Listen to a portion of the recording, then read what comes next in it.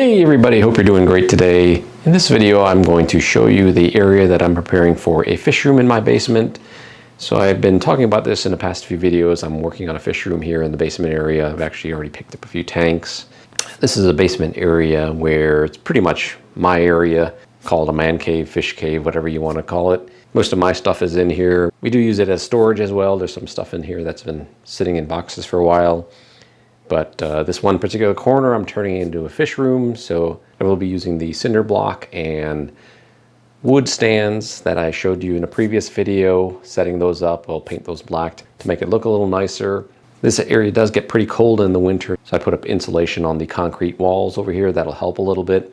I'm also going to add sound blankets, basically black colored sound blankets all around over here just to make it look better. And as well, it will help muffle some of the sounds from the aquariums, from the bubble filters, and any other equipment that's running down here.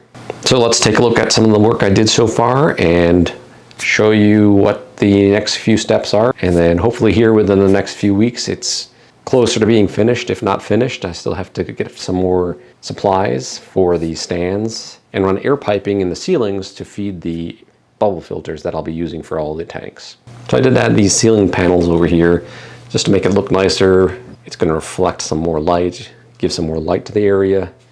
You can see the other part of the basement over there, or in that corner over there, where I did not add panels. It's possible I add more panels later on in the future if I want to expand the fish room. But for now, this is as far as I've gone. You can see the hooks that I've added into some wood pieces up there that I'll hang the sound blankets from. I'm going to add a third sound blanket just to go a little further this way.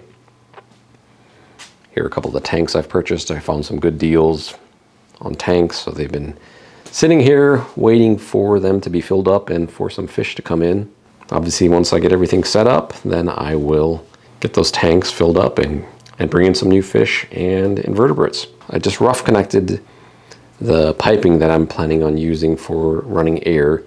It'll be a powered pump that I purchased from Aquarium Co-op, and it will feed all the tanks. So I'm going to run airline tubes. Basically, I'm going to hang the pipe up above here and then run the airline, the flexible airline tubing to each tank with sponge filters.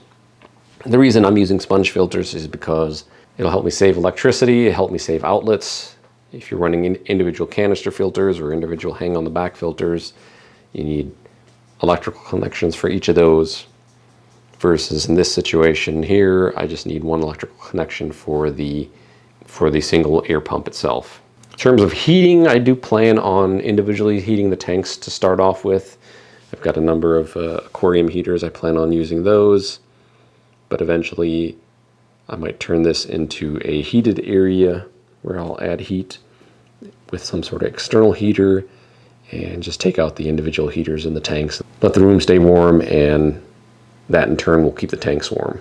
Initially I plan on putting a 10-foot length stand over here, so it'll be one continuous stand with cinder blocks in a couple different support points.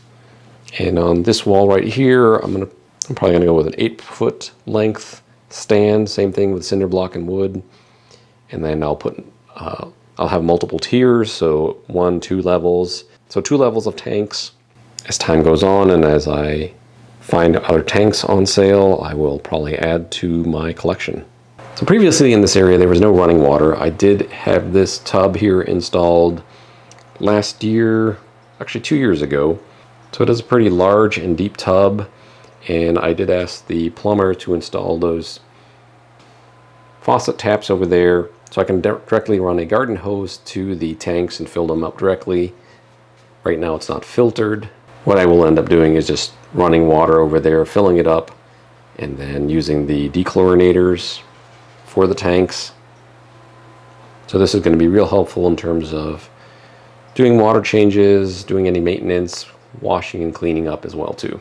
So in terms of empty tanks that I currently have, I've got a 20 gallon, I've got 2 10 gallons, 2 40 gallons, and a 75 gallon. I do have a 20 gallon long that's currently being used as a quarantine tank. Right now it's just a plant grow out tank. I did put some plants in there that brought some snails along, so the snail population's kind of exploded in there. I plan on converting that into a regular fish tank, just holding some fish there. I don't want those snails to basically infest all the other tanks. While snails are good, those are ramshorn snails. The ramshorn snails do explode in population depending on your feeding levels. And so I don't mind snails overall, but I don't want a huge population of snails. So I'm going to try and keep the snails in that tank and leave them in there and not get them transferred to any other tanks. So there you go, there you have it. That's my plans for this fish room over here. Hopefully I'm able to get through it quick enough. It's been a slow process, just having a full-time job and things around the house, trying to keep up with everything, I'm sure you know. So hopefully within the next 1 to 2 months I can get it up and running. And I do have some ideas, I do have some thoughts on the types of fish and invertebrates I want to put in these tanks, but I'm still open to ideas. If you have any suggestions or thoughts, what you think I should set up, please leave them in the comments below. Thank you for watching, and I will see you in the next video.